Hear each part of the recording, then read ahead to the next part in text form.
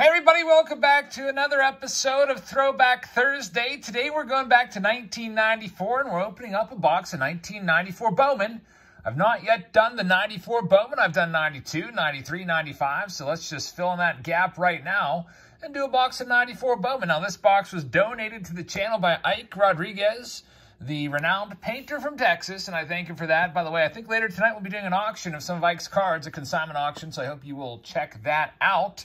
Also, by the way, before I get started, this December, coming soon, we have the 12 Days of Troutmas series where we'll be opening a whole bunch of 2011 update, 2011 Bowman Chrome, 2011 Bowman and Bowman Chrome right there. So a whole bunch of different products available.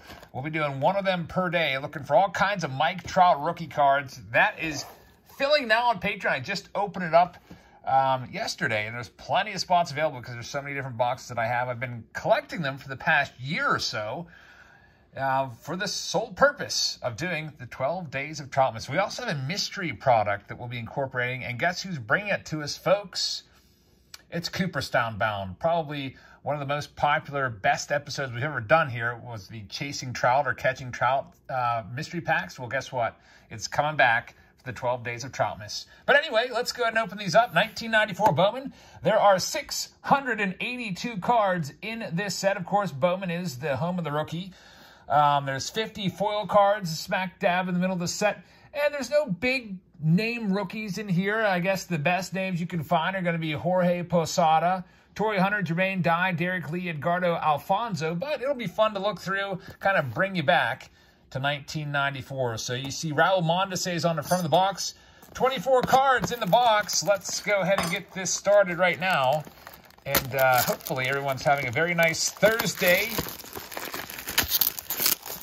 Very busy day out there. It looks like it might be a double or triple upload day today. I've got another video to do of some tops, not tops, but H&M coins that I found at Walmart.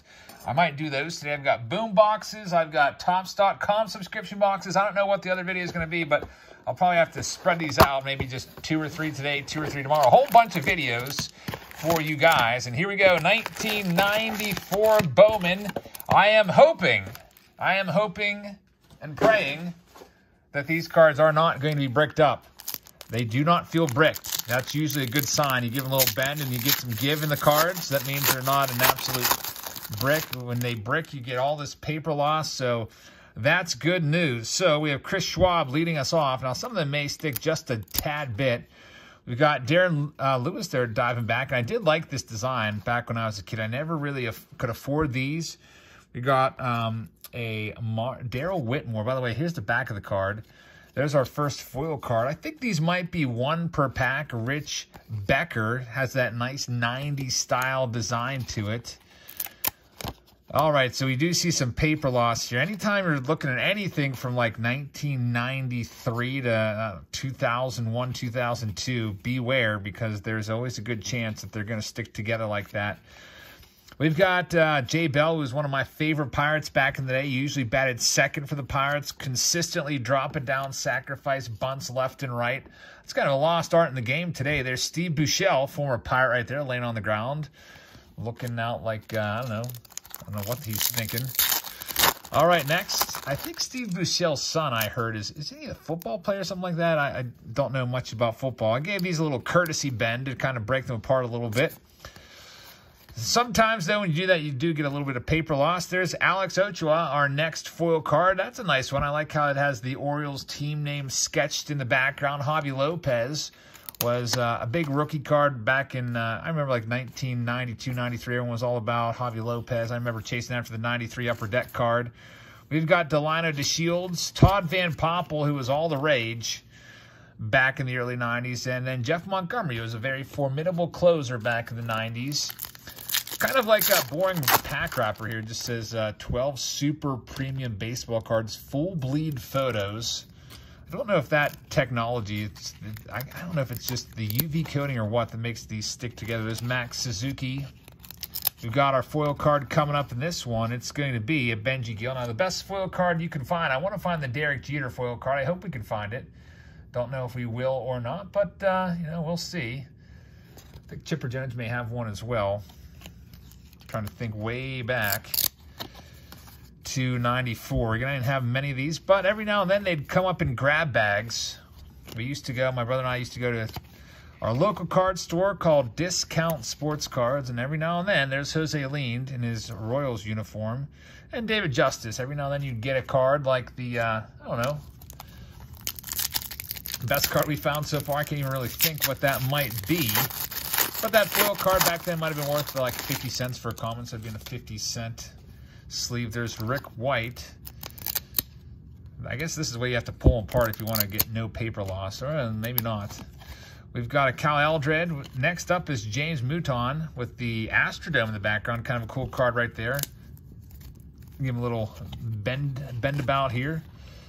And man, I just hate, I hate 90s sticky cards. As you can see, a couple of them slide out of my hands. There's Eric Davis, former big slugger right there. Steve Carsey, Pete Smith. I don't remember him whatsoever.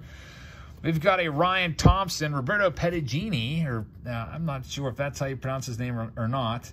And Rick Wilkins. I used to not like Rick Wilkins back in the day. There was my buddy, Herbie, was a catcher with the Chicago Cubs in their organization, and Rick Wilkins passed them up on the depth chart and got called up to the big leagues, and Herbie never made it. And I don't know, I think there was some PED suspicions allegedly around Rick Wilkins, I don't know or not, but he did have a couple big home run seasons. I think his his high is 31, I think, in a season. But Pat Mahomes right there. Never really thought too much of him until his son became a major football star. We've got David Lamb with a big white line down his face from the paper loss. Ken Caminiti, your 97 National League MVP. Of course, unfortunately, he passed away. This is a nice one. It's a Mike Piazza foil card. It's got a nice diamond in the background etched in there. Mike Piazza. That's probably our best card of the video so far. Not his rookie card, folks, but still a cool one nonetheless. Let's see what else we could find. Now, the names are a little bit hard to read on these. There's Scott Estes. We've got Carlos Delgado. Probably should have got a little bit more of a look for the Hall of Fame. He fell right off the ballot. And there's Chipper Jones, Hall of Famer Chipper Jones, card 489. So he also has a card I'm looking at right now, 353, which must be his foil card. Hopefully we can find one of those. Next up, let's see what we've got on this Throwback Thursday. Eventually, I'd like to open everything for Throwback Thursday, like every single release ever. That's kind of lofty. I know I'm never going to be able to do the cards from the 50s, 60s, and probably even most of the 70s. Got a, I can't even read that name, can you? It's going to be a Joe Biscuichi. Never heard of him, but he does have a nice mustache. Mike Lieberthal. That's why there's 50s, 60s, 70s. I'll probably just do set breaks of those so I can showcase the cards to you one day. Just so there's a video of it out there. There's Jack Mcdowell, former Cy Young Award winner. I don't know what he's doing. Is he nervous? Biting on his fingernails? Jack Mcdowell, of course, whenever I see him, I automatically think of him in a Yankees uniform, raising the middle finger to the entire crowd at Yankee Stadium. Not a very good decision right there. So if you thought the Javi Baez and Francisco Lindor thumbs down was bad, man, Jack McDowell did it much, much worse. Roberto Pettigini, that's a foil card. Bernie Williams, nice early Bernie Williams card. His rookie, of course, is 1990. This is Brett Butler making a diving catch. We've got a Mike Bush. Kind of looks like a hybrid of Jeff Kent and Rob Deere right there. Like if you just mash them up. Never heard of that guy before. Must be a prospect that never really panned out. Next up, we've got Chuck Nawblock showing off the 1993 style haircut right there. JT Snow. Everyone was all about JT Snow back in the day, myself included. I don't know if it's because his name was JT and we just thought he was super cool, or his last name was Snow, but there's just something about JT Snow that made me think he was awesome. Maybe it's also because I think he was maybe one of the last cards I needed for the 1993 Upper Deck set, and I just could not find that card. And it just became, I don't know, elusive to me. And speaking of good cards, how about this one? There's the Derek Jeter. So we got the Mike Piazza foil. Now we have the Derek Jeter to go with it. Very nice card right there, card number 376. And this is probably one of the better cards in the set that you will find. I'm hoping we can complete the trifecta, so to speak, and find, I believe, there is a Chipper Jones that I'd like to find as well. Young prospect Hall of Famers. Man, Doug Walls really took it on the chin right there with the paper loss. Got Russ Davis. Barry Bonds, one of my favorite players whenever I was growing up. He was always right behind Eddie Van Slyke for me, but I still always liked to grab his cards whenever I saw him. There's John Smoltz, who's a Hall of Famer. So now we're starting to get some of the Hall of Famers with Bowman. A lot of times you see more prospects and stuff like that. But they put all the good guys in there as well. Tony Clark, who's got his hands full with the collective bargaining mess going on right now. I was reading an article yesterday where the players have some sort of new playoff proposal where they want to eliminate the divisions and basically redraw the lines and have 2 divisions per league. 1 division of 7, 1 division of 8, and I think it's 6 teams make it. Maybe the top 3 teams in each division. So we are looking at probable expanded playoffs down the road, which isn't a bad thing necessarily. There's Todd Hollandsworth, former Rookie of the Year. I'd like to see more teams in it. It would give the lower market teams like the Pirates a chance. So it'll be interesting to see what happens this offseason. Those guys, the players and the owners, they're far, far apart, and they've not been getting along too nicely the past few years. Lots of fighting and stuff like that. Last year, they were all arguing about the length of the season. The players wanted to play the whole season. The owners basically didn't want to play anything. There's Tim Clark, Billy Swift. We've got Kenny Rogers. I forget his nickname. Was it the Gambler or something like that after the singer? Tim Belcher. I always thought his name was kind of weird, of course, with the name Belcher. That's kind of an interesting name. Hal Morris. Used to hate him for no reason. I think he just had a really weird batting stance that I didn't appreciate. Him standing on top of the plate. And, of course, he played for the Reds. And no offense, Reds fans, I don't hate your team anymore, but I used to hate your team in the 90s, especially the early 90s because, as you know, 1990, you guys eliminated the Pirates in the NLCS and then ultimately took the World Series there. Let's see what else we've got. We've got good old Pete Incaviglia. Looks like he's like limbering down the line so slowly. I bet you most of us could beat him in a foot race in his prime. That guy had a ton of power but struck out a lot. Not the fleetest of foot. Back in the day when there was just straight up mashers that didn't have to really be that speedy. TJ Matthews, I remember he was a nice prospect. Never really amounted to too much. Kevin Ory was another prospect. He was from Upper St. Clair, just down the road from Pittsburgh. There's Mark Grace with Cecil Espy diving back. I wonder whatever happened to Cecil Espy. I remember his 89 Topps card. He's in a Pirates uniform. And I remember my brother and I would always joke. Maybe I think my brother might have actually believed this when he was younger. But on the way to our grandmother's house, there was a big farm down in the valley called Espy Farms. And I used to call it Cecil Espy Farms. And I may have convinced him that Cecil Espy actually lived there. There's Tom Glavine. That's the top card. I don't know. I can't really remember, but I definitely remember calling it Cecil Espy Farms. We've got a Ryan Sandberg foil card. That's a very nice one right there with the diamond in the background. Ryan Sandberg, card number 388. Not a bad one whatsoever. So there are some big names in this foil set that aren't rookies like Jeff Kent and Sandberg. Of course, some young prospects right there. Sandberg, Hall of Famer. One of the all-time greats. Andres Galarraga and Paul Sorrento both had some nice power seasons for sure. Galarraga a little more so than Sorrento, the big cat. May have been a Hall of Famer if he could have put up a few more good seasons with all the home runs that he amassed. I think his career kind of got started a little bit late. I feel like he didn't really start hitting his prime until more on towards his late 20s. Some people might think that might be steroid-induced. But you never know. The 90s were a pretty crazy time for PEDs. Wally Joyner was a nice pure hitter, in my opinion. Jason Myers. Can't tell you too much about him. Jose Herrera was a nice prospect back in the day. Never really amounted to too much. His card just is completely stuck. There it goes. Seems like the second and third card always stuck together. There's Daryl Kyle. Almost looks like he's throwing a screwball there with that release. Daryl Kyle, of course, had such a good curveball. And one of those crazy 12-6 curveballs. If you don't know the story, Daryl Kyle was a great pitcher for the Cardinals. And then one day he just woke up in his... I'm sorry, he didn't wake up in his hotel room. He went to bed. And I guess his wife woke up and found him there. And he was just unresponsive and passed away. Just really, really sad story. Very, very young. I believe he had 3 kids. And it was a heart condition.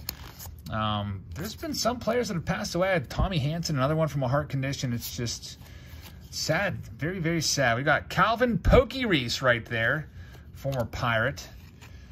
Some of you might remember good old Pokey Reese. What else we got? There's Luis Gonzalez, 2001 World Series hero. I'm sure some of you Yankees fans have nightmares about him to this day. Kenny Lofton, I think, should probably get another look for the Hall of Fame someday. He's such a great leadoff hitter. Tim Raines is in. Why isn't Kenny Lofton right there with him? There's Ozzie Smith, Hall of Famer. Turk Wendell, crazy Turk Wendell. Guy was very, very quirky. Used to jump like full-out hurdle as high as he could over the foul lines, because I think he said if he stepped on his foul line, I don't know, something about step on a crack, break your mother's back, possibly. Did I read that? I don't know. But he also brushed his teeth in the dugout between innings. Like, what a weirdo. Who does that? Like, you go, you pitch it in, you come back, get in the dugout. You literally go in the dugout and brush your teeth. There's actually photos I've seen him in the dugout brushing his teeth. Jason Bray, most recently, bullpen coach for the Cleveland Indians, so he's still around. Darren Holmes, former closer right there. Jose Herrera once again. Ray Holbert, I don't know, it looks like almost like he's an imposter baseball player that I've never seen before. Jose Valentin had some good seasons. Ken Hill. We've got a Mike Lansing right there. Eduardo Perez, who now has become a pretty accomplished announcer, and he was a finalist for the Mets managerial job, I think a couple years ago, when it ultimately went to Carlos Beltran. So Eduardo Perez, maybe you'll see him in a dugout someday. He definitely gets along well with all the players. Pretty cool personality. I used to listen to him all the time on the leadoff spot, but he hasn't been on in a little while. There's a Alex Gonzalez foil card. Pete Harnish, Jason Johnson. Will separate these two. Yeah, it's always the two cards after the foil card that just get absolutely wiped out from paper loss. What else do we have here? There's a Sami Sosa, slamming Sami Sosa. Brady Anderson would have a good 50 home run year. That was kind of like a blip on the radar for him. That one big home run season. Never really came close to matching that again. There's former Pirates closer, Solomon Torres. Used to like him back in, when was that when he was with the Pirates? Like early 2000s, I believe. There's Joey Hamilton. There's our foil card. It's a Mike Bell. Lots of prospects in here that you may have not heard of, like this guy. Cleveland Liddell. And Tony Longmire. I feel like I've heard of Longmire, but not Cleveland. Jeff Suppan, good old Soups. Alex Ochoa was a good prospect back then. There's Bobby Jones signing. He was part of the big three prospects with the Mets, along with Bill Paulsifer and Jason Naseringhaus. And there's the big unit, Randy Johnson. He's a Hall of Famer. Always like pulling his cards. Terry Bradshaw, the not the quarterback, and Al Martin. After everyone left the Pirates, our best player left was Al Martin, and he was the kind of like the fan favorite there for a few years. At least he was one of my favorites, because we really didn't have much left after they all left after 92, and then 93 came around. I think Van Slyke left after 93, and there was not much left to go with. But the Pirates did bounce back in 1997 with a payroll of, I think, like $9 million. They took it down to the last weekend of the season, almost won the division against the Astros. And back then, both teams were hovering around 500. There was no runaway team. And they used to call them the Freak Show, 1997 Pirates, with guys like Kevin Polkovich manning, I think, shortstop. There's John Kruk and Joe Oliver and just random guys like that. Antonio Osuna, remember, he was a fireballer. A lot of people saw him as a lights-out possible closer. I think he may have had a little success, but not too much in the big leagues, because I don't remember seeing too many of his cards after 1994. We got Willie Smith, prospect card right there. Let's see who else we have. It's going to be a Brian Barber coming up. That's our foil card. Foil cards are definitely cool. As you can tell, there's not a lot of inserts in this. It's mostly base cards and then there's foil cards, so it's not like the following year. I feel like the insert craze really took off the next year, 1995, kind of led by Fleer. There's Charlie Huff.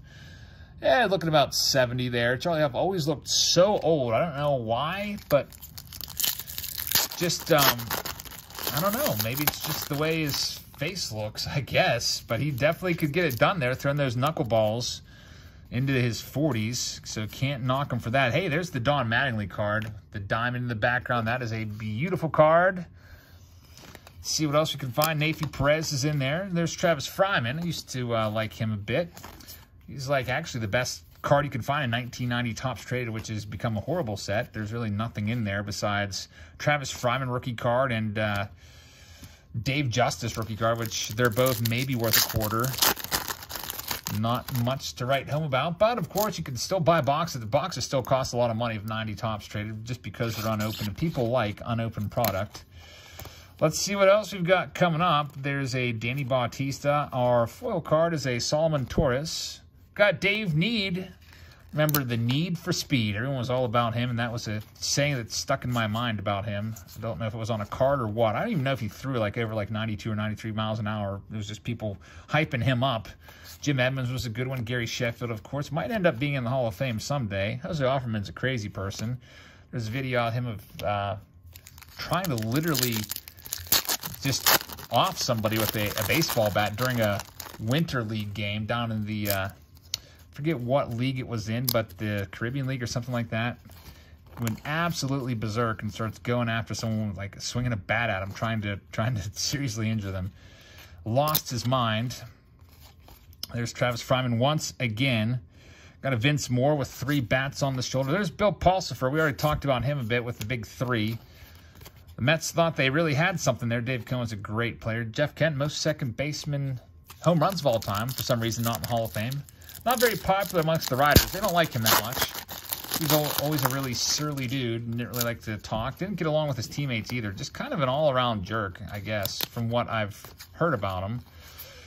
There's Jeff Conine, Conine the Barbarian, as was his nickname by some people.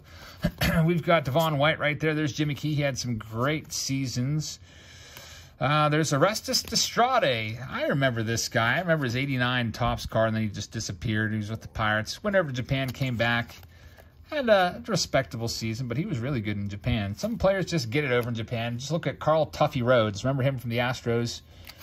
Little leadoff hitter. He went over to Japan, was mashing like around 50 home runs a year. This is our last pack, by the way. Thanks for hanging out with us during this Throwback Thursday. Hope you guys have enjoyed this one. Hopefully you're having a great Thursday. By the way, we've got a whole playlist of all our throwbacks. If you'd like to check out some older cards, check in the description. There's a playlist list there. You can look at every single box of old stuff that I've ever opened. I also hope you'll hit that thumbs up button and the subscribe button if you're new here. I'm glad to have you along and hope you'll stay with us all month long as we work towards that 12 days of Troutmas. 12 days of Troutmas. Let's put the word Christmas and trout together. I guess I could call it that, but that'll be a really fun series coming up. So I hope you guys have a great rest of your Thursday. Thanks for watching, and I will see you all later. Good night, everybody.